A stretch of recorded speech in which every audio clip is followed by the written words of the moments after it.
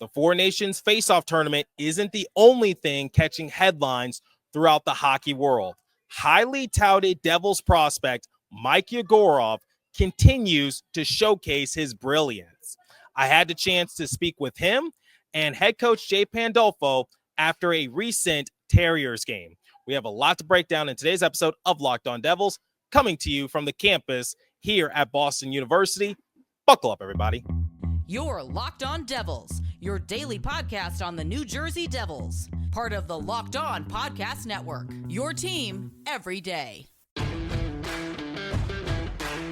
Hi, this is Bryce Salvador, and you're Locked On Devils with Trey Matthews.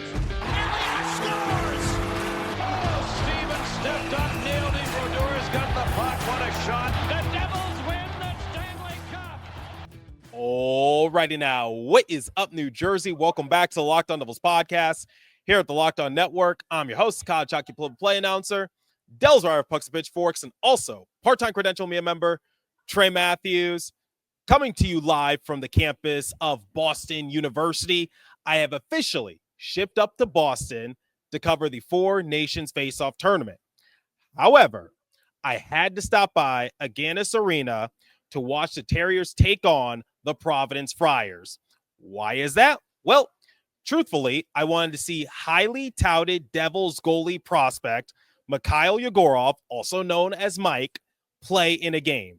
I caught up with Yegorov and head coach Jay Pandolfo postgame. Those discussions will be saved for the second and third segments. I want to kick this episode off with Four Nations. As I am recording this episode, Team USA and Team Canada are currently playing. I saw 3 fights occur in the first 9 seconds of the game. Four Nations so far has been a huge success, and it hasn't even reached Beantown yet. I saw all of the happenings on social media. Huge lines outside the Bell Center before puck drop. Fans trying to resell their tickets at a higher price compared to this year's Super Bowl. Numbers are in, and keep in mind, this was before Team USA played Team Canada. USA and Finland's Four Nations Faceoff game was the most viewed non-playoff hockey game on ESPN, plus 323% versus ESPN's World Cup of Hockey average audience in 2016, plus 276% versus ESPN's primetime game average this season, plus 170% total viewers versus ESPN/ABC game average this season.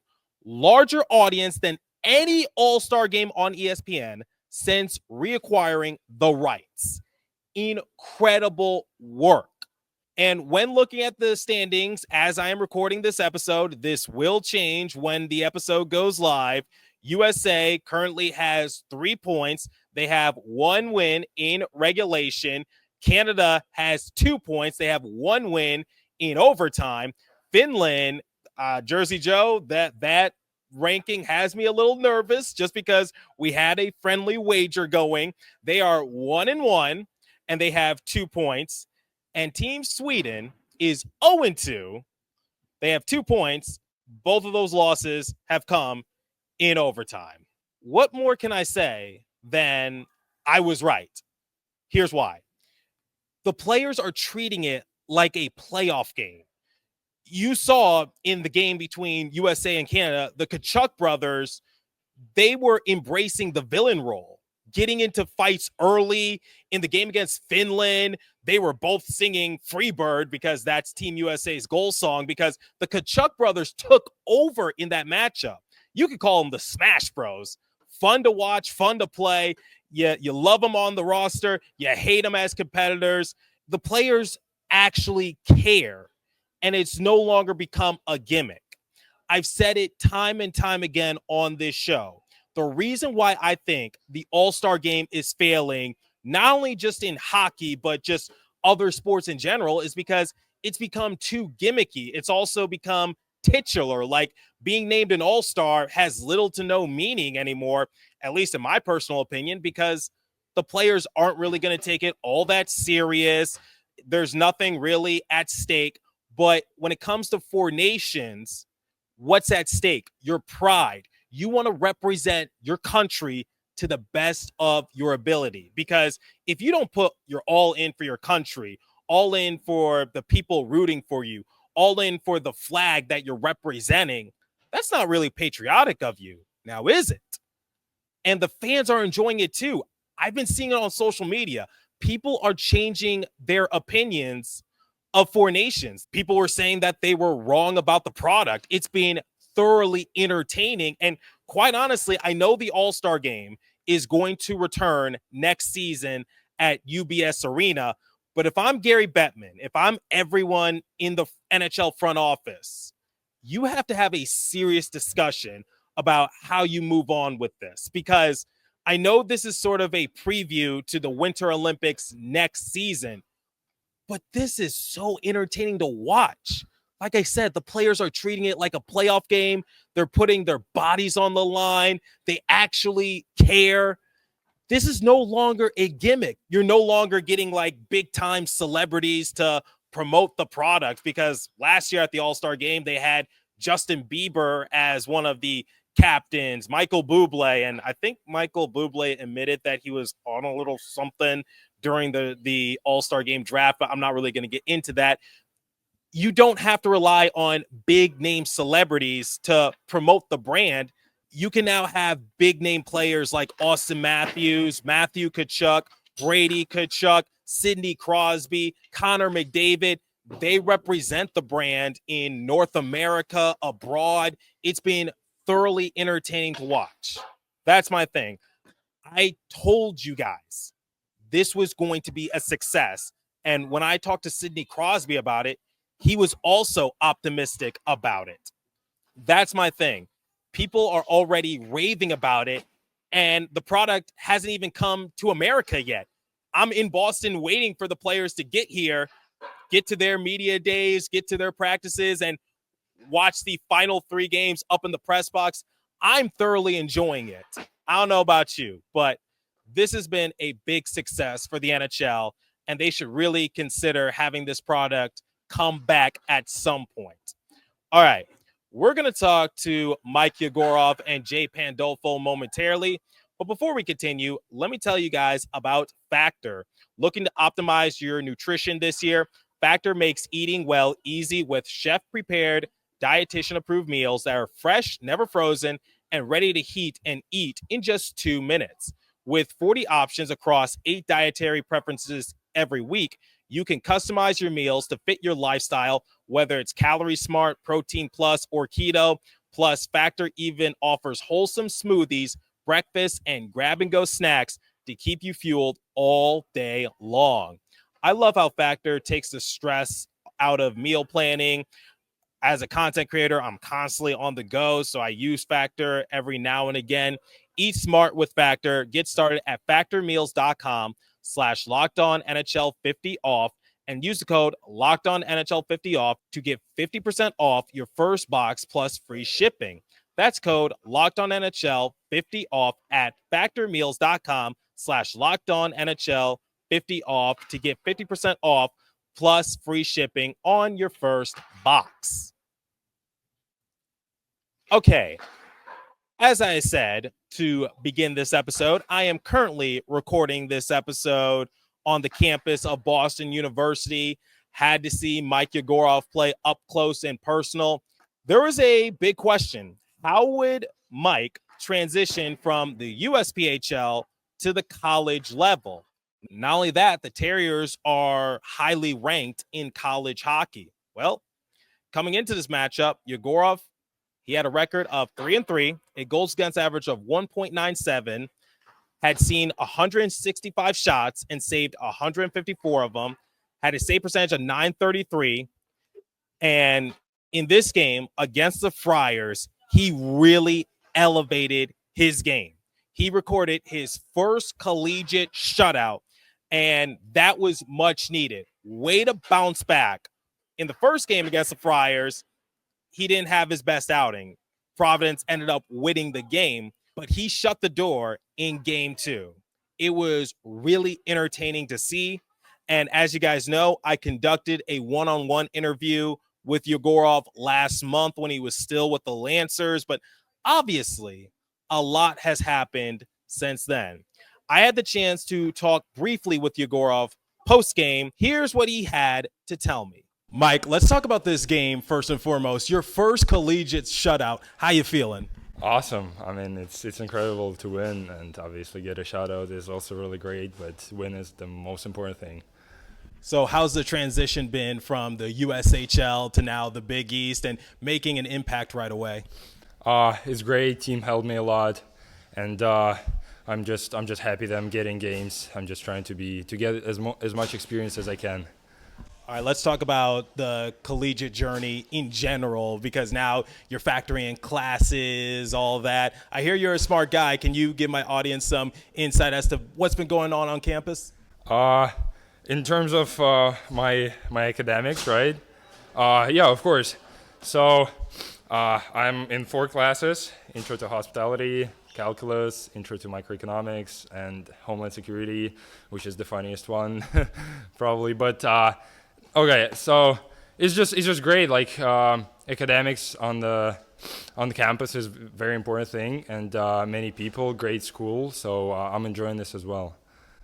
How have you seen your game grown these last few outings? Because I just spoke to your head coach, and he said you didn't have your best outing last time, but this time around you really shut the door, literally. Thank you. But it's of course it's been an adjustment, but getting used to the speed, getting used to like hard shots, and playing against more skilled players. But it's been great, and again, practicing against those guys like every day, it obviously helps. So yeah, it's been great. I'm enjoying it. Let's just talk about your technique. It seems like you're flowing really well to the puck. You're seeing everything, and every time they were trying to pepper you, you just knew how to keep them out. Thank you. I don't really know what to say about my technique, because I mean, I'm just trying to stop the puck, you know. Well, let's go a little more specific. Brian DeCord, whose son is in the NHL, what has he been working on with you to help your game? Has he given you any advice, or has he given you any approval, things like that?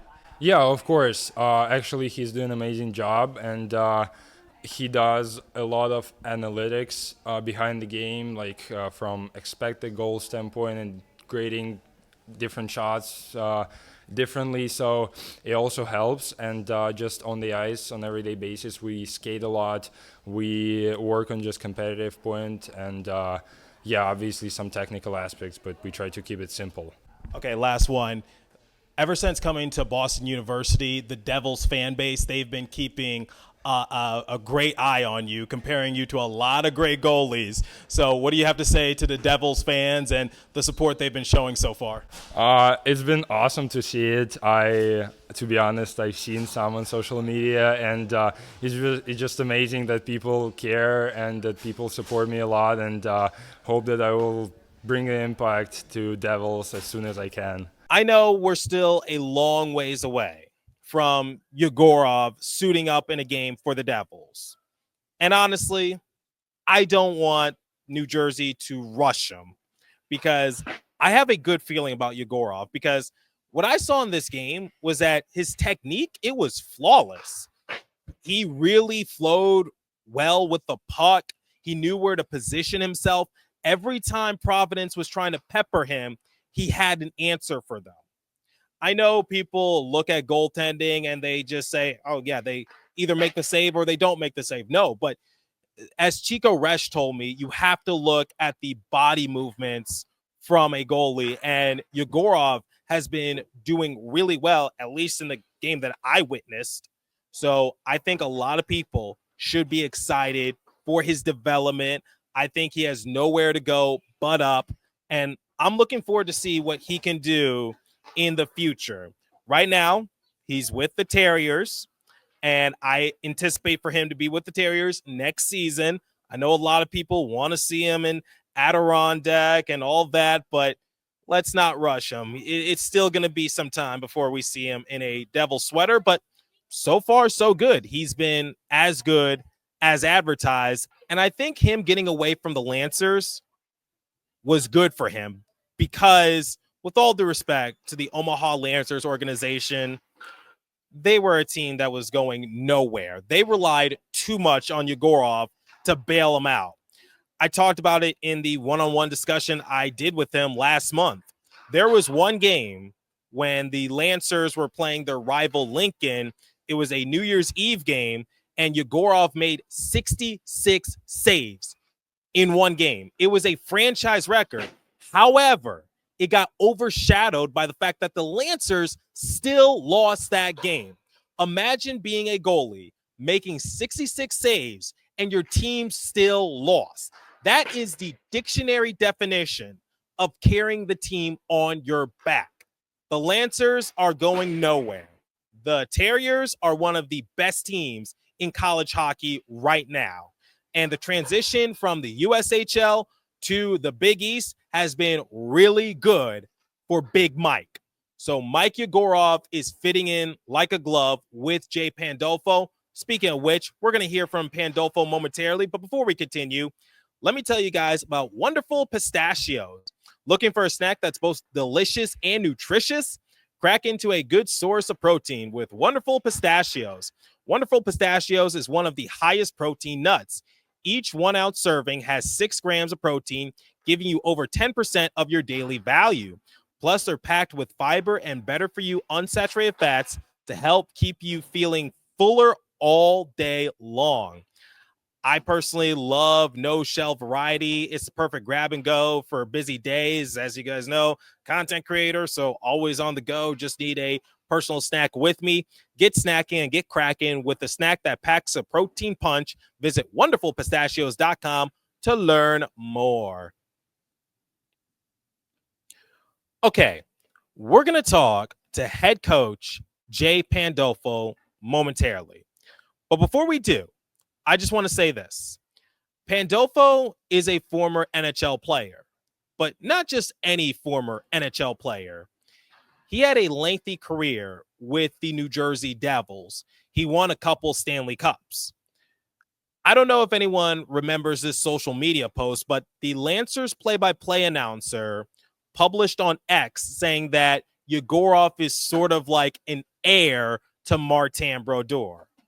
And I've said it before, I believe that Brodeur was the greatest goalie ever and still is. He is the greatest goalie of all time. So that is definitely high praise. But at the same time, those are some big shoes to fill. And I don't want to put that kind of pressure on Yegorov. I'm not going to say like, yeah, I definitely see similarities between him and Brodeur. I want to slow that down a little bit. I first got to see how he continues to climb the ladder. And right now, he's doing really well in the Big East for the Boston University Terriers. But let's crawl before we walk. But I haven't seen Yegorov play all that often. In fact, this is the first time that I'm seeing him play in person. So obviously the Lancers organization knows a thing or two about Yegorov and his overall game. But I wanted to ask Jay Pandolfo his thoughts on the comparisons between Brodeur and Yegorov, because like I said, Pandolfo won 2 Stanley Cups with the Devils. And who was his teammate? Martin Brodeur. So I conducted a one-on-one interview with Pandolfo post-game. Here's what he had to say about Yegorov, his outing, and the comparisons between him and Brodeur. Take a listen. All right, Jay, focusing on this game alone, what did you like from not only your team, but your netminder, Mike Yegorov? Yeah, I thought we had a good response. We played last night and didn't play very well, and I thought our team played, excellent tonight. I thought we kept the game simple. We put pucks behind them. We got to work on the forecheck and in the offensive zone. And then when we did have any breakdowns, Yegorov was unbelievable tonight. He wasn't at his best last night, and for him to respond tonight the way he did was really impressive. He's a calm composure. He's big, moves very well. He's going to be a great goaltender for a long time.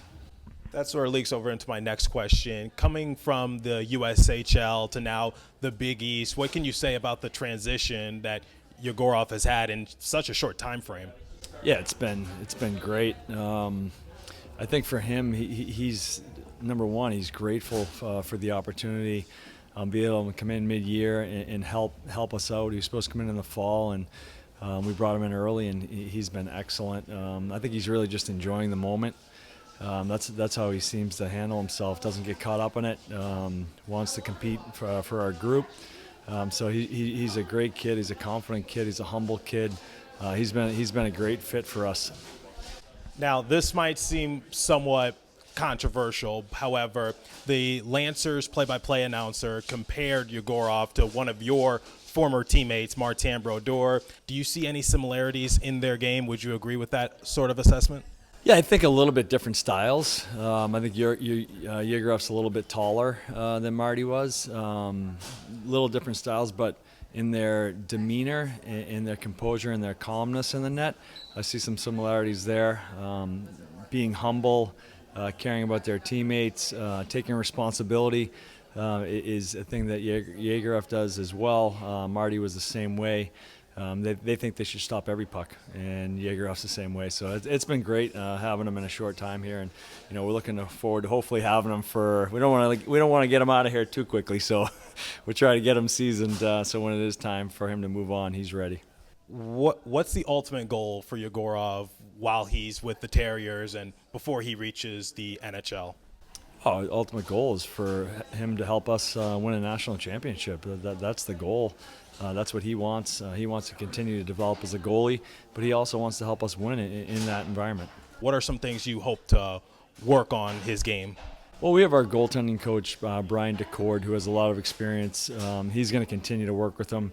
For me, I'm not going to be telling Yegorov any sort of technical stuff from a goaltending standpoint.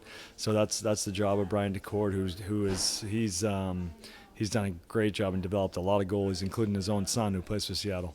If anyone knows a thing or two about Brodeur, it's definitely Pandolfo.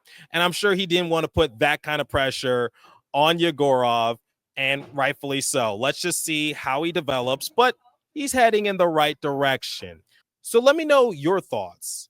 What do you think of Yegorov, and what is his ceiling, and how excited are you for him to one day play for the Devils? I'm curious to hear your thoughts. Leave a comment down below if you're watching on YouTube. If you're listening on podcast streaming service, hit me up on my personal X page app at TreyMatt4 or the show's X page app at Locked On Devils. As for today's episode, that's all the time I have for you. Thanks for listening. Continue to stay safe. Have a wonderful day in New Jersey. Go Devils. I'll catch you guys next episode. Thanks for listening once again. Trey Matthews signing out from the campus here at Boston University.